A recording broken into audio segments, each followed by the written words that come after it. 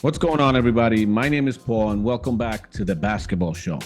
I talk about NBA here, NBA news, developments, and I try to stay as unbiased as I possibly can. Not everyone agrees, and that's fine. I don't mind some disagreements, but that does not change my opinion on what I'm going to say.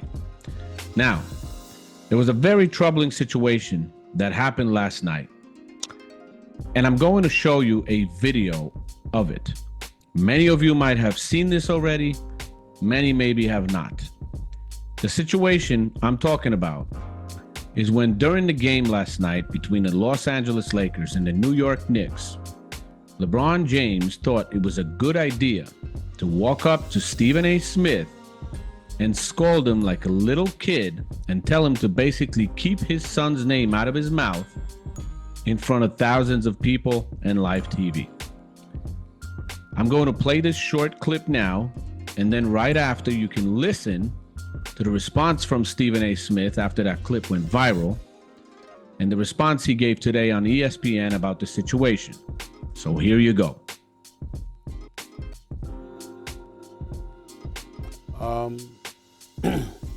That was LeBron James coming up to me, unexpectedly I might add, to confront me about making sure that I mind what I say about his son. Can't repeat the words because they ain't suited for FCC airwaves. That's what he was doing. And I thought long and hard about this over the last few hours because I had no intentions, Molly, of talking about this at all. Yeah. And the reason why is because it was a one-on-one, I wouldn't say a conversation, but it was a one-on-one confrontation. But then I wake up and everybody from ESPN and my agent and everybody else were sending me that this thing had gone viral. And so ultimately it was unavoidable, and that is why I have to discuss it now. That wasn't a basketball player confronting me. That was a parent. That was a father. And I can't sit here and be angry or feel slighted by LeBron James in any way in that regard. By all accounts, he's obviously a wonderful family man and a wonderful father who cares very, very deeply about his son. And based on some of the comments that he had heard, or shall I say, I think he thought he heard, he clearly took exception to some of the things that he heard me say, and he confronted me about it. For the record, his agent and friend, Rich Paul, has my number. Maverick Carter, who works under him, has my number. LeBron James knows how to get in contact with me if he wanted to. He never called, because had he called and wanted to talk to me, I would have accepted that call. Had he wanted to see me, I would have flown out and I would have seen him and I would have had a conversation man to man. But that is not what he elected to do. Instead, he elected to confront me while I was sitting courtside. Ari Emanuel, the head of William Morris Endeavor, one of the agencies that represents me, along with Larry David, were sitting courtside. I was with them for the game. And he walked right up to me and he said what he had to say. And apparently he feels like I was slighting his son. Now let me tell you what I feel. What I would have said if we were in a different environment, because I was not going to engage in a confrontation at that particular moment in that setting. But if we had had that conversation, I would have said to LeBron James, I never would speak negatively about your son. I was talking about you, meaning you, LeBron James. I have nothing but the best wishes for Bronny James. I wish him nothing but the best. I hope that he flourishes into an NBA star. Usually in other sports, we see all-stars, and on occasion, we'll see their children become stars as well. That doesn't really happen with the NBA. I sincerely hope he's the exception. By all accounts, he's a wonderful kid. And I don't know anybody who roots against him, and it certainly isn't me. But in the same breath, at the time that we were talking about him, he was percolating to such a degree that the Bronny James stories had gone viral. And so we had to talk about it. And when I said the things that I said, I wasn't talking about Bronny James because my attitude is he's a rookie. It's going to take some time for him to get himself together. He'll be just fine, especially with J.J. Redick and the staff coaching him. I was talking about the position that he was put in by his dad, because LeBron James has been on the record, and he has said, and I'll read the quote here. There was a quote that he gave in February of 2024. The work and results will ultimately do talking, no matter what the size. If y'all don't know, he doesn't care what mock drafts say. He just works, earned, not given, etc., etc. But he also had said that his son could play on the Lakers right now, and he was better than half the dudes in the NBA. In the aftermath of all of that, he instructed everybody before the draft that y'all want me, draft Bronny. Wherever Bronny is at, that's where I'll be. I'll do whatever it takes to play with my son for a year. It's not about the money at that point. My point months ago was that because of who you are, one of the top 2 players in the history of basketball, in my estimation, there's an immense amount of pressure that comes with that for his son. And when he talked like that, and what have you, anything that goes awry as it pertains to his son, there's going to be a microscopic eye, even more intensified, on Bronny James because of his dad. And that's when I was talking about, come on, man, this is the situation that you're putting him in. That's where I was coming from.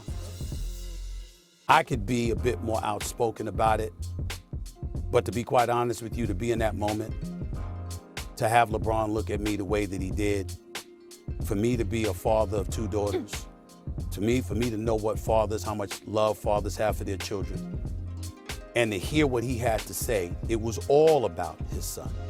It was almost as if he was saying, you know, you and I, because he and I don't necessarily vibe, it's high and by, we keep it moving. Neither of us lose sleep over it, and it's been that way for years. But it was like he was saying, keep that between me and you. Almost as if he was thinking that anything that I said about Bronny was a result of him. And in that situation, again, I wasn't talking about Bronny. I was really, really talking about him because of the position that Bronny was in. But I really understood where he was coming from. He was very, very upset. I could tell. He could have called me. I'd have came to see him. I'd have had a conversation with him. He could have been just as upset face-to-face, man-to-man, as opposed to being courtside at the game. I had no idea that everybody saw it until I woke up this morning. Now, I've mentioned to you 2 videos ago. If you want, go check. Stephen A. Smith is on the thumbnail. And I mentioned that something was already brewing between Stephen A. Smith and LeBron James, as Sass surprised everyone and came out a couple days ago and started calling LeBron James the GOAT, and then later on added that it's because of longevity. I was already saying that there was someone, in my opinion, who has already indicated to Stephen A. that LeBron James was unhappy with him, and Sass tried to get back in good graces by making that statement. Now, I repeat, I don't know this to be true. I'm just telling you what I think and sharing my own opinion. That's the feeling that I have. After last night, and when I saw that video of LeBron confronting Stephen A. Smith, I got my thoughts confirmed. As per Stephen A., LeBron was very upset that Stephen had been talking negatively about his son, Bronny. Smith replied in his response that it was about the comments he made about LeBron and that LeBron put his son in a bad situation. Now, I'm a father as well. I have 2 daughters. And to tell you the truth, I don't care what the reason was, LeBron. LeBron knows he can bully Stephen A. Smith because of ESPN and LeBron's interview availability and a lot of different things he might do and can do to cost ESPN money and viewers. But that doesn't change the fact that Sass was right. LeBron did put Bronny in a difficult situation and did put a bullseye on his son by some comments he made last season and some even this season. Many people still think Bronny got drafted only because of LeBron James and his influence. And I don't care what the Lakers say and what they try to make this look like. I know what I see. I'm a basketball fan, and I'm not stupid. LeBron thinks he can control the narrative around him completely, and he has been proven to be sensitive, but he has to remember one thing. His son is a grown-ass man. He's employed in a grown man's league. And he should be treated like any other player in the NBA. And if there's some negative opinions about him, people should be able to share them. LeBron understandably tries to protect his son as a father and not let people like Stephen A. Smith with a huge platform to talk about his son or him being a bad father. But no one was ever saying he's a bad father. But it is true that he put his son in a situation where he is already treated like no other player. He's favored by coaching staff. He's given every possible chance and trial that he could get. He's putting a bullseye on his son by himself. There's no question about it. LeBron shouldn't do what he did, as everyone should be able to say what they want to say. Of course, with some boundaries. But Stephen A. wasn't calling him names. He wasn't cursing him out or lying about him. He was sharing his opinion that, as a matter of fact, is shared by many other people. By this approach, we have just seen and confirmed that what we see on ESPN and sports networks, mostly ESPN, about LeBron and the NBA, is heavily influenced by LeBron himself, Clutch Sports, players' agents, players, and so on and so on. And is not an honest reporting of a free sports press that we should have. And no wonder people question it all the time. LeBron seems to be happy with dealing out shade on people, but not being able to take it himself. This is not a dad protecting his son in kindergarten and middle school from bullying. This is a guy influencing and pressuring a sports commentator to not be able to share his honest opinions on him or his son, who's an NBA player as well. They're both NBA employees, and Stephen A. Smith is allowed to talk about that. LeBron is trying to intimidate here and put pressure on someone that has a position to at least to try to be able to share his honest opinions on the NBA and the sports world. What's going to happen if we let this go? Every player that's going to get criticized now is going to go up to a sports analyst that criticized him and scold them in front of thousands of people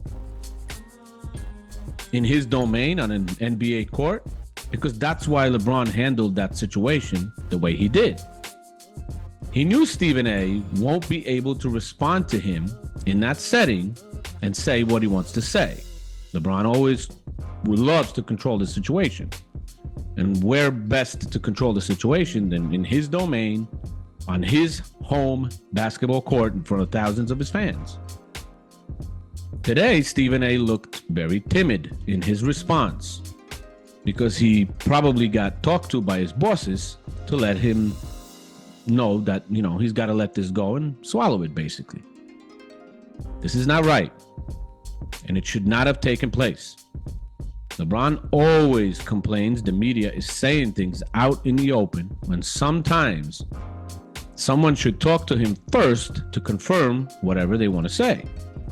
But how is this different?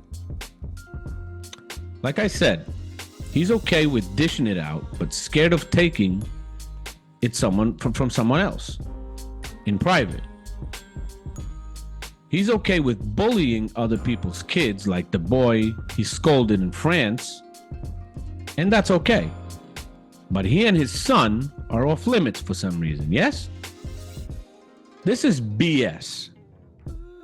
And I hope the NBA reprimands him for it, but I wouldn't hold my breath because Adam Silver doesn't have a spine like that. That's why the NBA is falling apart. This is a bad look. And in place of Stephen A. Smith, I personally would have handled it differently today. Because once Bronny got drafted, and hired and signed a deal with the Lakers, it's okay to share your opinions on him and the situation he has been put in. Now, what do you guys think? Let me know, and see you soon in one of the next videos. Thank you.